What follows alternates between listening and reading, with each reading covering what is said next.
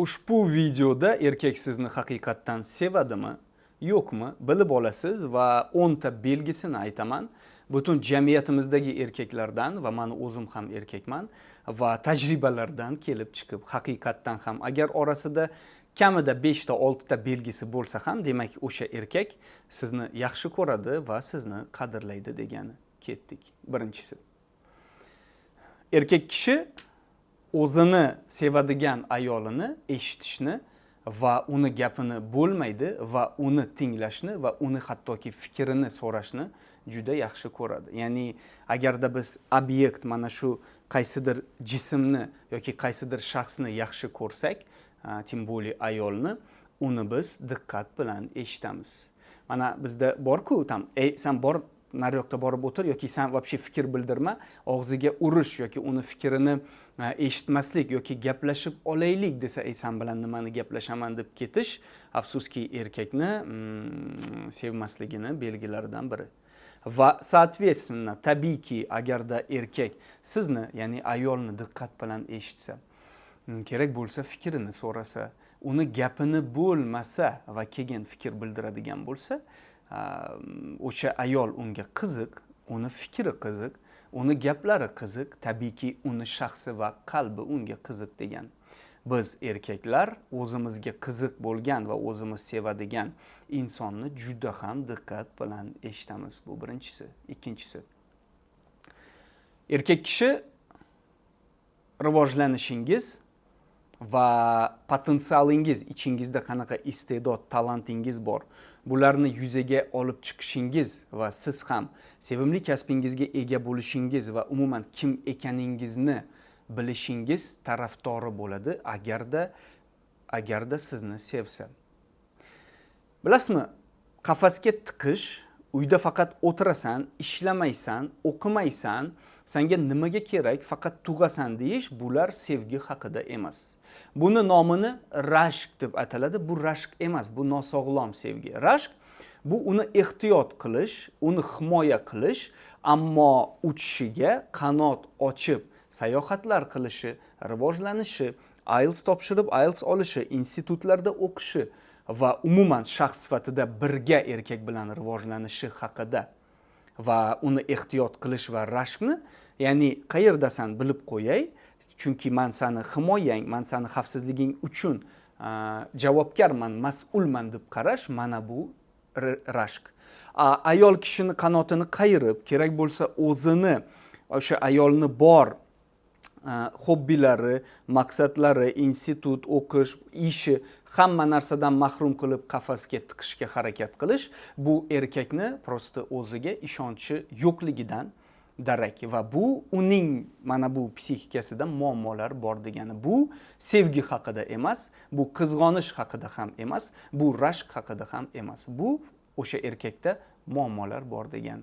Sevgan erkak ayolini rivojlanishiga kerak bo'lsa yordam beradi va uni o'sishi tarafdori, bundan esa qo'rqmaydi. Gap esa sog'lom sevgi haqida ketyapti. Mentalitetcha sevgi emas. Uchinchisi. Erkak kishi plyuslaringizga urg'u qaratadi. Hattoki o'zingizni yerga urmoqchi bo'lsangiz, u sizga o'zingizni yerga urishga ham bermaydi. Men tupoyman desa, sevadigan erkak aytadi, "Yo'q, nimaga bunaqa deysan? O'zing haqida hech qachon bunaqa gapirma. Esingdami anu testdan o'tganing, mashina haydaganda, o'sha pravo olganingda ko'ryapsan, sen aqlli ayolsan. Ya'ni u sizni ovqat zo'r pishirasan. Menga seni vkusing yoqadi kiyinganda." Ya'ni o'sha erkak sizni plyuslaringizga e'tibor beradi va o'shalarga urg'u qaratadi. Ya'ni sog'lom fikrli va sog'lom muhabbat bilan ayolga qaraydigan erkak o'sha ayol o'zini yerga urishini istamaydi. O'sha ayolni minusini qabul qiladi, lekin u o'sha ayolni asosan plyuslariga urg'u qaratadi. To'q miyasan, kallang ishlamaydi, bor nariyoqqa o'tir, hiding boshingda qolsin yoki bo'lmasa sen вообще aralashma. Xullas, mana bunaqa kamsitishlar va uni minuslariga e'tibor berish, bu sevgi haqida emas. Bu nosog'lom munosabat haqida, afsuski. To'rtinchisi. faqat men haqman va meni aytganim bo'ladi degan munosabat bu ham nosog'lom munosabat hisoblanadi va bu yerda erkak mana shu qarshisidagi juftini yoki o'sha qizini sevmaydi. Nega? Biz sevgan paytimiz o'sha ayolni fikrlashi, o'sha ayolni g'oyalari, o'sha ayolni dunyoqarashi va xohishlarini inobatga olib sevamiz. Ya'ni dunyoqarashlar uni dunyoqarashiga qoyil qolamiz, fikrlashiga, kerak bo'lsa bizdanda donoligiga va kerak bo'lsa undan maslahat so'raymiz qayerdadir, uni fikrini so'raymiz. Va agarda faqat man aytganim bo'ladi, man haqman deb o'sha ota-bobolarimizcha aytiladigan bo'lsa, bu o'sha erkak bu ayolni sevmaydi, uni na fikrlashini, na qalbini, xohishini va na dunyoqarashini, na maslahatlarini. Bunaqa erkak afsuski bu ayolni sevmaydi degani va men haqman demasdan ayol bilan ham birlik bo'lib, uni ham fikrlariga e'tibor berib, undan kerak bo'lsa maslahat so'rashi o'sha ayolni sevishining 4-belgisidir. 5-si. U sizni boringizcha qabul qiladi. Ko'ryapti, minuslaringiz bor, kamchiliklaringiz bor. Ko'ryapti, plyuslaringiz bir talay va ularni o'zini kamchiligi, o'zligini bilgan erkak ularni birga ko'radi va taroziga soladi va kerak bo'lsa o'sha kamchiligingiz boringizcha sizni qabul qilgan. Uni o'zgartirishga harakat qilmaydi. O'tirsang o'poq, tursang so'poq, nimangni qarab, tam bilmadim, xarakteringni qarab, bu joyingni qara, qulog'ingni qara, sholpon quloq demaydi afsuski. Va u o'zgartirishga harakat qilmaydi. Menga kare soching yoqadi, davay kare qil. Menga seni o'ranganing yoqadi, davay o'ran. Axir men tayyor emasman, bu menga qalbimga kelmadi. Yo'q, menga shu yoqadi, davay qilasan. Bular sevgi haqida emas. Bular o'sha erkakning qo'rquvi haqida. Va haqiqiy sevadigan erkak sizni boringizcha qabul qiladi va sevadi. Tabiiyki bunaqa munosabatda siz faqat o'siz rivojlanasiz. Sizni o'zgartirishga переделывать dedi ruschasiga, tam o'zini miyasidagi shablonga mos qilib o'zgartirishga harakat qiladigan erkak oxir oqibatda sizni baribir qadrsizlantirib, o'sha kerak bo'lsa uloqtirib tashlaydi. Chunki u yerda shaxs уже bo'lmaydi, u yerda uni shabloniga mos robot faqat qoladi, temir xotin. Shuning uchun o'zgartirishga harakat qilmaydi, boringizcha qabul qiladi. 6-si. Erkak kishi har doim bo'lmasa ham, ba'zan bo'lsa ham siz uchun vaqt topadi agarda sizni sevsa. Ya'ni sayohat qilishi mumkin, siz bilan sayr qilishi mumkin, filmga borishi mumkin, kinoga. Tan olaman, что erkak kishilar bizda ko'p ishlaydi, ular tam daromad topishi kerak boshqa, lekin men aytayapman, har doim bo'lmasa ham ba'zan SMS yozganingizda javob qaytaradi. Telefon qo'ng'iroq qilganingizda qaytib qo'ng'iroq qiladi. Sayrga chiqmoqchi bo'lsangiz, mayli, bugun ishi ko'p bo'lsin, ertaga sayrga chiqadi. Va bilasizmi, eng katta belgilaridan biri, agarda ijtimoiy tarmoqlarda qaysidir erkak yoki faqat do'stlari bilan yoki bitta o'zi sayohat qiladigan, ayoli esa uyda o'tiradigan bolalar bilan bo'lsa, o'sha erkak ayolini qadrlamaydi va sevmaydi. Sevadigan erkak har doim ayolini aksariyat hollarda o'zi bilan sayohatga olib chiqadi. Va bunga pul ham, vaqt ham topadi, chunki bundan o'zi mazza qiladi. Sevgan erkakni asosiy belgilaridan nega sayohatga olib chiqadi? Mana shu ayolga emotsiya berish va unga baxt berish va uni orzularini amalga oshirish erkak uchun juda katta yutuq va zavq bo'ladi. Ishoning, o'zimdan bilaman. Sevgan erkak sizdan ozgina qo'rqadi. Yo'q, bu ma'noda emas. Tabiiyki jismonan emas yoki u boshqacha qilib aytganda u sizni hurmat qiladi. Va agarda kechki 2da choyxonada erkaklar bilan o'tirgan bo'lsa, siz qo'ng'iroq qilsangiz, u telefonni yonini bosib qo'ymaydi yoki "Qilmamanga boshqa qo'ng'iroq, men bilasan-ku qayerdaman" demaydi. U sizni do'stlaridan cho'chimasdan yoki qo'ng'iroq telefonni oladi va siz aytganingizda "Qayerdasiz, qachon kelasiz, kech bo'ldi" deganingizda "Xo'p, bo'ldi, hozir boraman, xavotir olma" deb qo'yib, do'stlariga "Davaychi, bo'ldi, men yaxshi o'tirdim, rahmat." U yerda xotin quli deb aytishlari mumkin. Xotiningdan qo'rqasan, unga baribir. Sevgan erkak yaxshi ma'noda ozgina xotinidan qo'rqadi. Qaysi ma'noda? Ya'ni o'sha ayolni yo'qotish ma'nosida.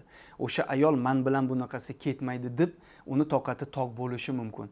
U erkak o'sha ayolni yo'qotishdan qo'rqadi. Shuning uchun uni hurmat qiladi. sizga syurpriz qilib, emotsiyalar ba'zan bo'lsa ham berib turadi. Men ham erkakman, men ham har kuni qilmayman, ayolimni yaxshi ko'rsam ham, lekin ba'zan masalan gul do'konidan o'tib ketayotganda, to'xta, uni xursand qilaman deb gul do'konidan gul olaman. Masalan, siren gulini mavsumida siren olib kelardim haftada bir marta. Ba'zan klubnika в шоколаде. Ba'zan o'sha to'yimiz kunida unga qanaqadir syurpriz. Tug'ilgan kuni samo собой. Afsuski o'sha datalar yoki muhim kunlar esidan chiqaveradigan bo'lsa, to'y kuni, tug'ilgan kun yoki hech narsa bermaydi, syurpriz qilmaydi. O'zingiz tushundingiz, bu nimani belgisi. Erkak kishi sevadigan ayoli uchun sarmoya qiladi. Bu faqat pul ko'rinishida emas. Bu energiya ko'rinishida, o'zini vaqtini ajratish ko'rinishida va pul ko'rinishida ham sarmoya qiladigan bo'lsa va datalar esida bo'ladigan bo'lsa va to'y kuningiz, tug'ilgan kunlar 14-fevral, 8-mart sizga syurprizlar qiladigan bo'lsa, bu erkak ishoning sizni sevadi. 9. Kelajakdagi rejalarida siz albatta bo'lasiz. Ya'ni 10 yildan keyin men mazza qilib mana bu joyda bo'laman. 5 yildan keyin men mazza qilib, ya'ni siz uni gaplarida, kelajagida, rejalarida yoki sayohatga ketmoqchi bo'lganlarida siz yo'q bo'ladigan bo'lsangiz, o'sha erkak prosta o'zini sevadi, ko'chada kimnidir sevadi, afsuski sizni emas. Ya'ni uni kelajakdagi rejalarida agarda turmush qurmagan bo'lsangiz hali u bilan, siz bilan turmush qurish haqida to'yimizdan keyin bunaqa bo'ladi deb gapiradigan bo'lsa yoki mana farzandingiz bor bitta va u aytadi, Xudo xohlasa kelajakda 3 ta farzandimiz bo'ladi va ularni tam xususiy maktabga beramiz, tam chet elda yashaymiz. Mana shunaqa rejalar bilan gapiradigan bo'lsa, u sizni sevadi va u sizni hech kimga almashtirmoqchi emas. Va 10-si, ba'zan uyingizda yoki mana shu ro'zg'orda yoki mana shu munosabatda qaysidir mushkulingizni oson qilishga va qaysidir vazifangizni olishga harakat qiladi. Men 9 yil turmushimda hech qachon posuda yuvmaganman. Bolalarni pampersini almashtirish, bolalarni ko'tarib yurish, kenguruda oldimda yurish, bolalarim bilan shug'ullanish, darsini qildirish menga muammo emas. Ovqat pishirish ham muammo emas. Haftada 1-2 qilib turishim mumkin. Lekin posuda yuvish shu paytgacha men uchun juda katta muammo. Prinsip, men posuda yuvmayman deganman. U buni qabul qilgan. Lekin kunlardan bir kun dugonalari bilan uchrashuvga ketgan. Kech bo'ldi, 11 va kelayotganida men posuda qarasam yig'ilib turibdi. Kel shunga syurpriz qilaman dedim. Posudani yuvdim, hamma joyini top-toza qildim, bilasizmi? Uni miyasida uyga kelguncha, albatta hozir uyga borsam, uy to'la posuda, ularni yuvish kerak. Ertaga ishga chiqishim kerak. Hozir mana deb siqilib kelayotgan ayol kuxnyani oshxonaga kirishi bilan svetni shunaqa yoqdi. Top-toza saranjom sarishta umrimda bir marta, ishoning. U bo'lmaganda yuvishim mumkin edi, u bo'lgan payt. Va top-tozaligini ko'rgan ayolim shunaqa ko'zida iskra bo'ldi va wow, nahotki dedi, shunaqa baxtli bo'ldi. Bu menga avvalo baxt berdi. Nima demoqchiman? Sizga priyatni qilish, sizga yoqimli ish qilish avvalo unga u mazza qiladi va sevgan ayolini qaysidir vazifasi, pulsoslab turish yoki bo'lmasa sen o'zingni tam makiyajingni qilib turaver, men bolani olib sayr qilib kelaman yoki pampersini o'zim almashtiraman, bolani tishini yuvaman ertalab masalan kichkina. Chaqaloqqa qarab turaman. Nima bo'lganda ham sizni qaysidir vazifangizni olish ba'zan yoki ovqat pishirib beraman bugun senga deyish, bu o'sha erkakni sizni yaxshi ko'rishi va o'sha siz dam olishingiz, xotirjam bo'lishingizni o'ylashi haqida. Va sevgan erkak sizni qalbingizga ozor bermaydi. Sevgan erkak sizni himoya qiladi. Va sevgan erkak sizni qaysidir ma'noda yo'qotishdan qo'rqadi va sevgan erkak o'zini zaifligidan kechadi siz uchun va o'zini o'zgartirishga ham harakat qiladi. Чтобы siz bilan munosabatni davom qilish, sizni yo'qotmaslik, sizni kimdir ilib ketmasligi uchun. Mana bu sevgan erkakning haqiqiy belgilaridir. Salomat bo'ling, omon bo'ling. Oxirigacha ko'rganingiz uchun rahmat. Bundan oldingi videolarimni ko'ring, juda ham manfaatli va menga obuna bo'lishni unutmang, chunki bu menga yanada motivatsiya va manfaatli videolar qilishim uchun menga energiya beradi. Salomat bo'ling.